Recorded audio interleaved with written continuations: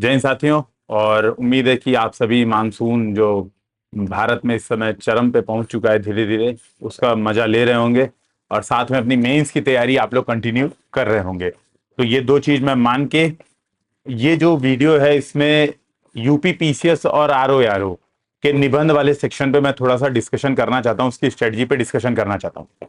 हालांकि मैं एक बात बहुत क्लियर कर देता हूँ, मैं यूपीएससी में सेलेक्टेड हूँ, आईपीएस की पोस्ट मुझे अलॉट हुई है।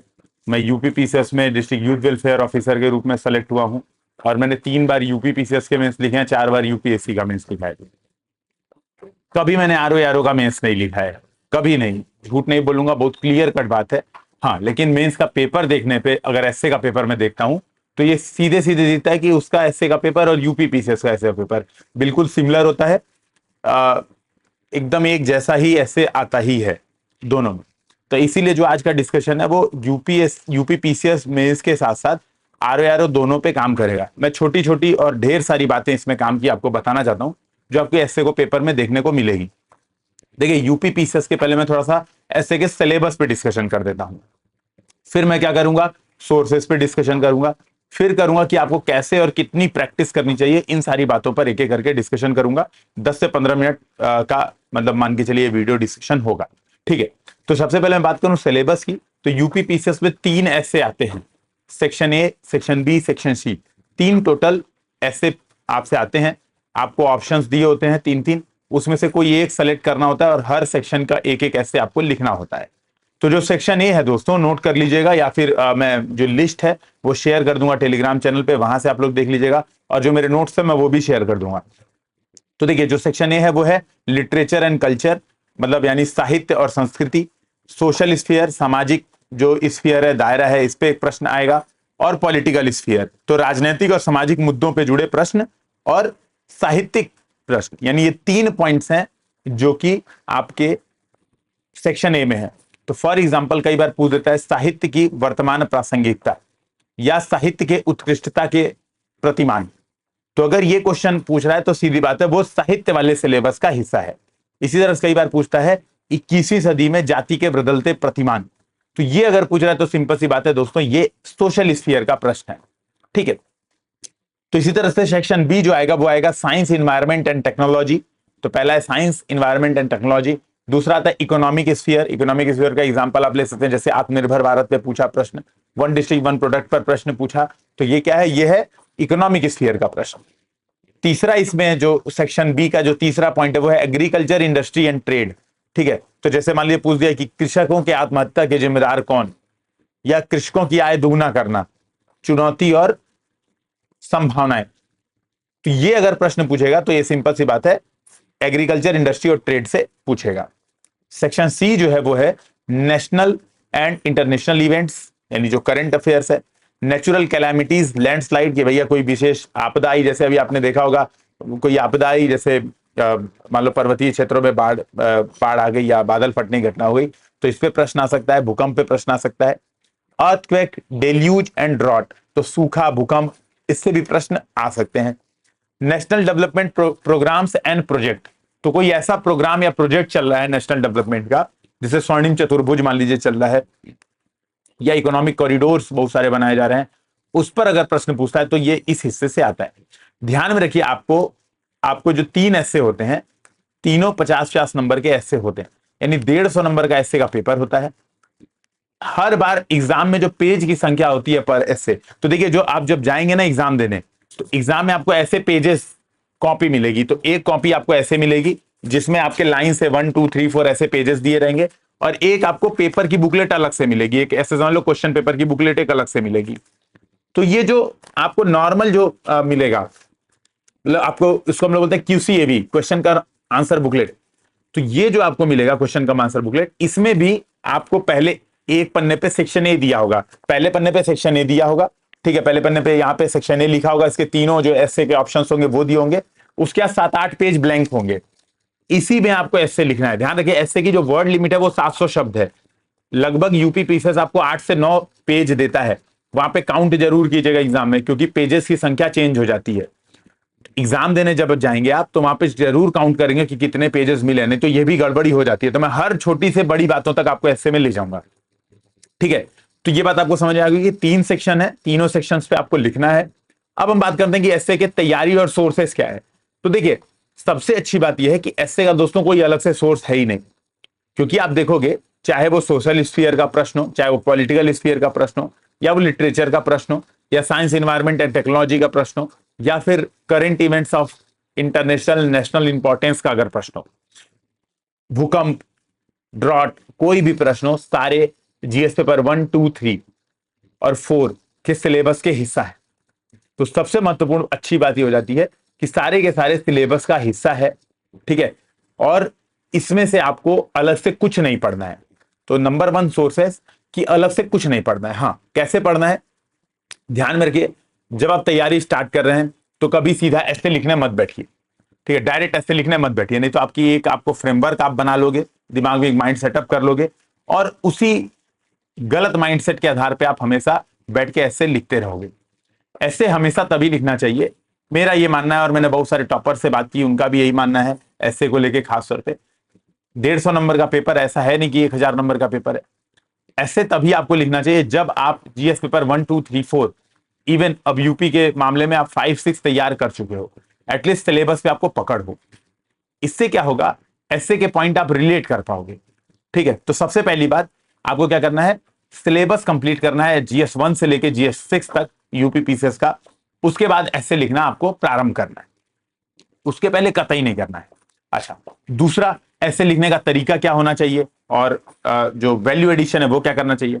तो ध्यान रखिए, आपके ऐसे में आपको कुछ कोटेशन, कुछ किसी कविताएं, कोई करंट न्यूज इंपॉर्टेंट, ये सारी चीजें अपने ऐसे में आपको प्रोड्यूस करनी होती है। मैंने बहुत सारे सैंपल एसेस अपलोड किए हैं, आप यूपीएससी हिंदी के टेलीग्राम चैनल पे देख लेना। मैंने जब मैं यूपी पीसीएस में लिखने जाता था तो उस समय मैंने ऑलरेडी शेयर किया था। चैनल बने बहुत समय हो गया है, तो वहां पे आपको मिल जाएगा। उम्मीद है कि अभी भी पड़ा होगा, किसी ने डिलीट नहीं किया होगा, मैं ये मान के चल रहा हूं। कोई किया होगा तो आप लोग एक बार मांग लेना, मिल जाएगी। तो आपको क्या करना है, ऐसे में कुछ कंटेंट एक्स्ट्रा क्रिएट करना है। तो सोर्स में बात करूं ऐसे का, तो कोई सोर्स नहीं पढ़ना है, लेकिन हाँ, कंटेंट ऐसे का एक्स्ट्रा आपको कुछ कुछ क्रिएट करना है। जैसे कुछ इंपॉर्टेंट कविताएं, कुछ इंपॉर्टेंट फैक्ट्स, कुछ इंपॉर्टेंट इंडेक्स, कुछ इंपॉर्टेंट करंट की न्यूज, कुछ इंपॉर्टेंट सुप्रीम, ये सब नोट करते जाना। जो 4-5 चीजें बता रहा हूं सारी नोट करते जाना, मैं ऐसे मन में नहीं बोल रहा हूं, सोच समझ के बोलो। कुछ इंपॉर्टेंट सुप्रीम कोर्ट के केसेस, ये आपको क्या करना चाहिए, एक लिस्ट बना के रखनी चाहिए। जनरली ये सारी चीजें आप जब जीएस की तैयारी करते हो तब भी अपने पास रखे होते हो, बजाय केवल कोटेशन और कविताओं के। तो कोटेशन और कविताएं और कहानियां, ये 3 चीजें एक्स्ट्रा है जो आपको ऐसे के लिए बना के अपने पास हैंडमेड 15-20 पेज में, मैक्सिमम 15 पेज में आपको रखनी होगी। 15 रख लिया तो बहुत है, 15 तो मोर देन सफिशिएंट है।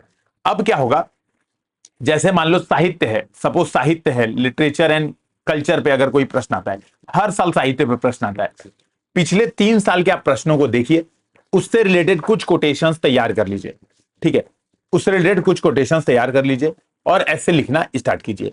तो जो ऐसे का स्पेशल जो कंटेंट है, मैंने कहा वो आप पिछले 3 साल के ऐसे के पेपर से तैयार कर सकते हैं।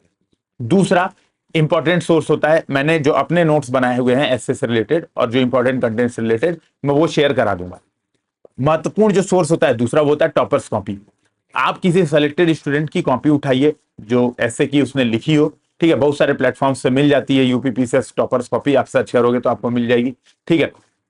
नहीं तो टॉपर्स आजकल चैनल बहुत सारे बना रखे हैं, जनरली हर टॉपर का अपना चैनल होता है, तो उनके चैनल पे कमेंट कर दीजिए कि हमें ऐसे का नोट्स या फिर जो आपने ऐसे लिखे हैं मॉडल ऐसे, उसको प्लीज शेयर कर दीजिए, है ना। क्योंकि जनरली जैसे मेरे जैसे जो टॉपर्स हैं या बहुत सारे लोग हैं, वो क्या करते हैं, वो किसी विशेष कोचिंग में नहीं लिखते हैं, वो क्या करते हैं, सारी कोचिंग का मटेरियल इकट्ठा करके रखते हैं।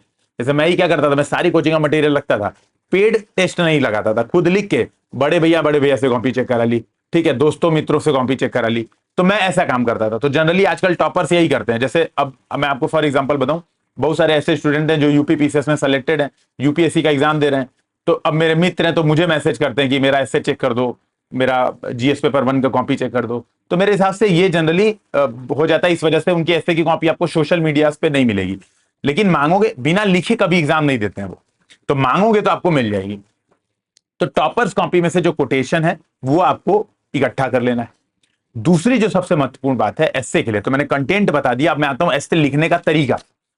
ऐसे लिखने का तरीका जीएस से इस हद तक अलग है, इसलिए मैं कहता हूं पहले जीएस की प्रैक्टिस कर लो, इस हद तक अलग है। जीएस में अपनी बातों को आप संक्षेप में टू द पॉइंट लिखते हो। तो मान लो फॉर एग्जांपल अगर एक प्रश्न आता है, मैं आपको एक डायरेक्ट प्रश्न बताता हूं।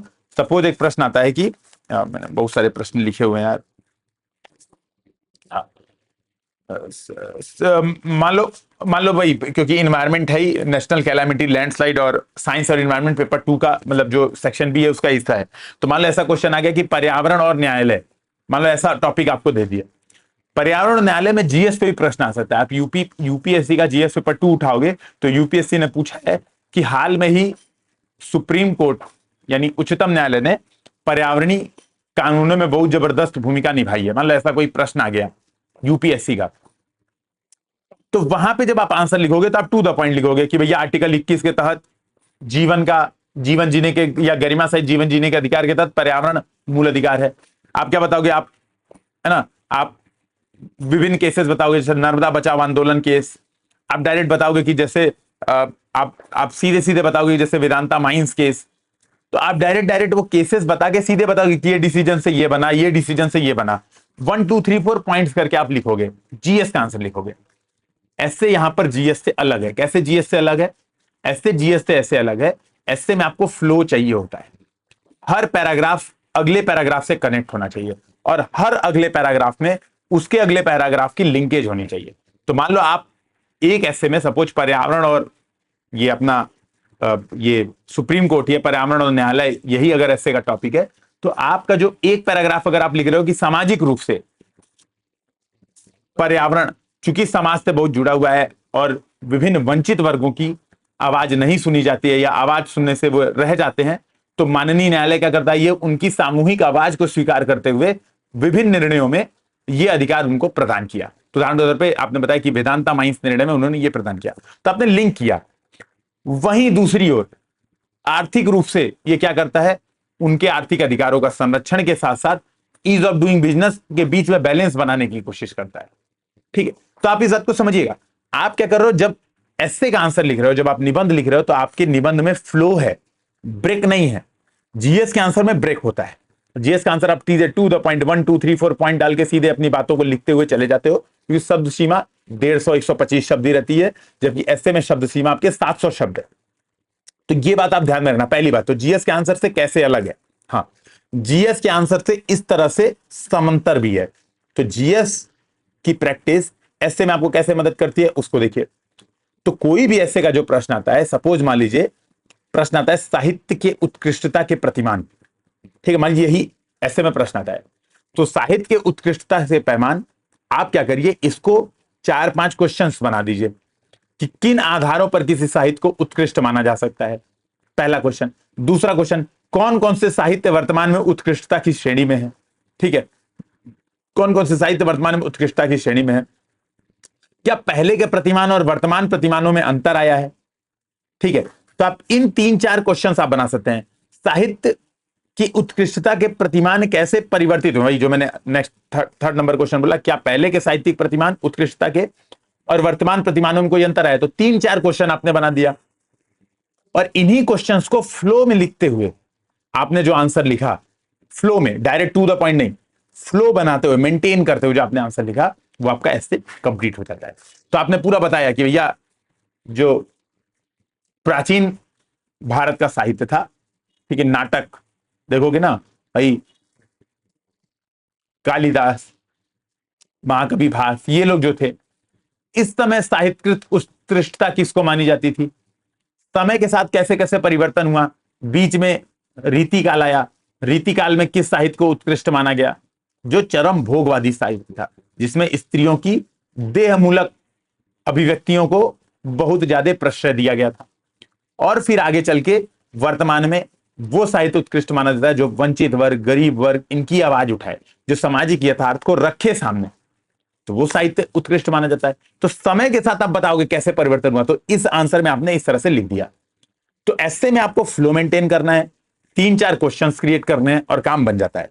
इसी तरह से दोस्तों, ऐसे में आपको मैं बात करूं, 2 चीजें बहुत ज्यादा महत्वपूर्ण होती है, इंट्रोडक्शन और कंक्लूजन। इंट्रोडक्शन और कंक्लूजन के लिए आपको सीधी बात है थोड़ी प्रिपरेशन करनी पड़ेगी, और मैंने उसके सोर्स ऑलरेडी बता दिए कि टॉपर्स कॉपी को देखिए, टॉपर्स कॉपी से अपने नोट्स बनाइए और उसको आप जो है इंट्रोडक्शन और कंक्लूजन यूज कीजिए। ठीक है, तो मैं एक बार समअप कर देता हूं कि हमने क्या समअप किया कि इंट्रोडक्शन, मेन बॉडी और कंक्लूजन। तो मेन बॉडी कैसे लिखोगे? मेन बॉडी लिखोगे अलग अलग तरह के क्वेश्चन क्रिएट करके। ठीक है, इंट्रोडक्शन और कंक्लूजन कैसे लिखोगे? टॉपर्स की कॉपी से देखोगे उन्होंने क्या थीम पकड़ी है, किस तरह से इंट्रोडक्शन पकड़ा है, वहां से सीखोगे और उसको अपने ऐसे में प्रोड्यूस करने की कोशिश करोगे। तो ये दोस्तों आपका ऐसे राइटिंग का तरीका है। एक जो सबसे महत्वपूर्ण बात है जो मैं सबसे लास्ट के लिए बचा के रखा था वो था कि ऐसे लिखना स्टार्ट कैसे करता है। तो आपको 3 टॉपिक मिलेंगे एग्जाम में, आपके पास 3 घंटे का समय रहेगा, यानी 1 घंटा पर ऐसे आपको समय देना है। 15 मिनट आप रख लीजिए केवल और केवल स्ट्रक्चरिंग पे। मैं बार बार कहूंगा स्ट्रक्चरिंग जरूर कीजिए। ऐसे की स्ट्रक्चरिंग क्यों जरूरी है? क्योंकि ये एग्जाम में आपका फ्लो मेंटेन करती है। आपने पॉइंटर्स नोट कर लिए, सपोज आप ऐसे डायरेक्ट लिखने बैठ गए, आपने पहले सामाजिक पॉइंट लिखा, फिर अगला पॉइंट लिखा राजनीतिक रूप से, उसके बाद लिखा आर्थिक रूप से, तब तक याद आया अरे यार ऐतिहासिक रूप से भी बताना चाहिए था, है ना, और फिर आपने अगला पॉइंट लिख दिया ऐतिहासिक रूप से। अब ये क्या होता है, ये फ्लो तोड़ देता है। समाज, राजनीति, अर्थव्यवस्था समझने के बाद आप इतिहास नहीं समझ सकते कभी भी। सबसे पहले इतिहास को समझोगे तब वर्तमान समाज, राजनीति और अर्थव्यवस्था तब जाके समझ में आएगी। तो रैंडमनेस में आपको ये नुकसान हो जाता है। ठीक है, आप सबसे पहले स्ट्रक्चरिंग कर लो कि मुझे ये वाला फ्लो मेंटेन रखना है, मुझे ये वाली अप्रोच से आंसर लिखना है। मैं सबसे पहले हिस्टोरिकल पॉइंट लिखूंगा, फिर पॉलिटिकल लिखूंगा, फिर सोशल लिखूंगा, फिर लिखूंगा पॉलिटिकल। बेसिकली जीएस 1 2 3 का सिलेबस, इस आधार पे मैं चीजों को लिखूंगा ऐसे में। और उनके भी अंदर के एग्जाम्पल सोच लो, 1 2 3 4 एग्जाम्पल्स। कौन कौन से एग्जाम्पल्स हैं? आपको मान लो हर पॉइंट के 5-5 एग्जाम्पल्स याद आ गए। सपोज आपने हिस्टोरिकल पॉइंट ऑफ व्यू से सोचा तो आपको 5-5 6-6 एग्जाम्पल्स याद आ गए। अब डिसाइड करो कि उसमें से सबसे बेस्ट एग्जाम्पल मैं कौन सा सेलेक्ट करूंगा और वो अपने ऐसे में लिखो। 15 मिनट स्ट्रक्चरिंग में 2 से 3 मिनट दो आप किस चीज पे? आप दो इंट्रोडक्शन और कंक्लूजन पे।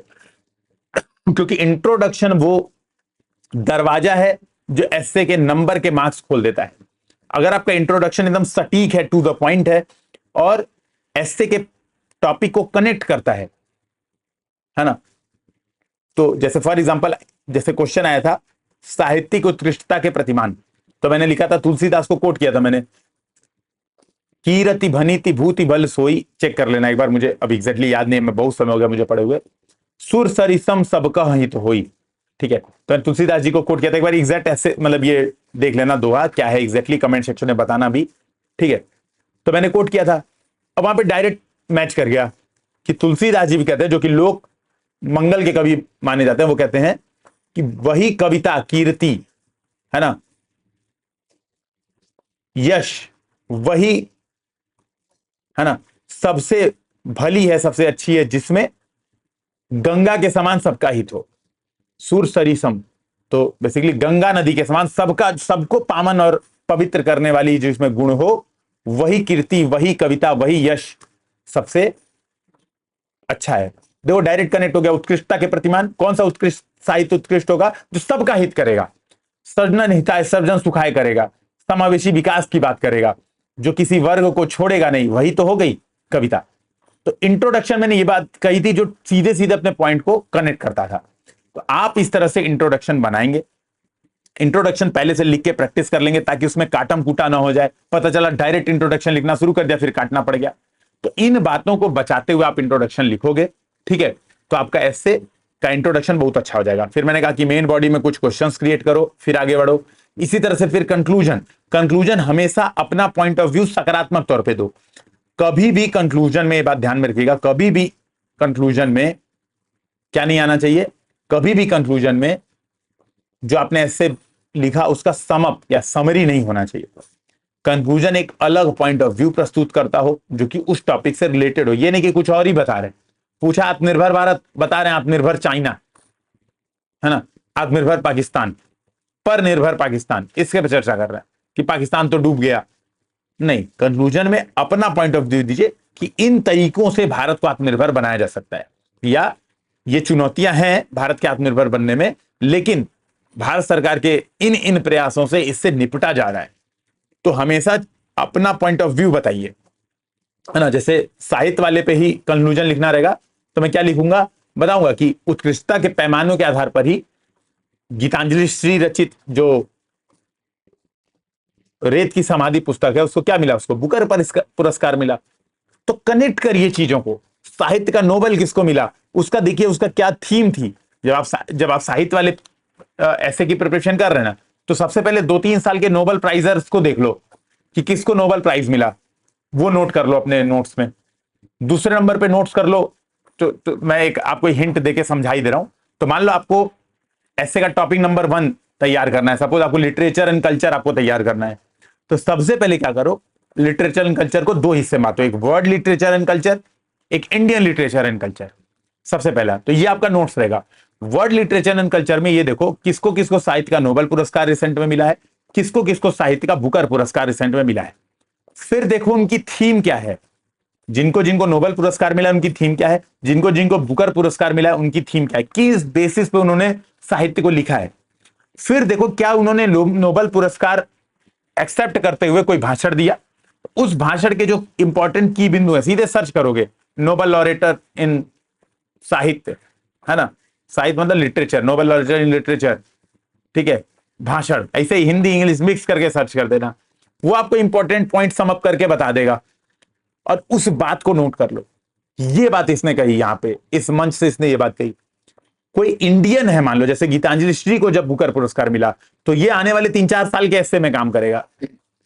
तो नोट कर लो बुकर पुरस्कार लेते समय इन्होंने क्या बात पे कमेंट किया, ठीक है, जिस रेत की समाधि पर बुकर पुरस्कार मिला है वो किस बात पर क्वेश्चन उठाते, वो स्त्री मनोविज्ञान पर किताब है, तो उसको अंडरलाइन कर दिया, आपका काम बन गया। तो ये तरीके से आप नोट्स बना लीजिए, करंट अफेयर्स भी अपडेट हो जाएगा, चीजें भी अपडेट हो जाएंगी, और मेरे जो नोट्स है मैं आपसे शेयर भी कर दूंगा, ठीक है। तो मुझे लगता है एस्से का जो ठीक ठाक आपका आइडिया क्लियर हुआ होगा। आपको अगर लगती है कि और जरूरत है एस्से पे वीडियोस के, तो एक बार कमेंट सेक्शन में बताइएगा, मुझे जैसे जैसे समय मिलेगा मैं कुछ कुछ आपको बताता रहूंगा। जय हिंद, जय भारत।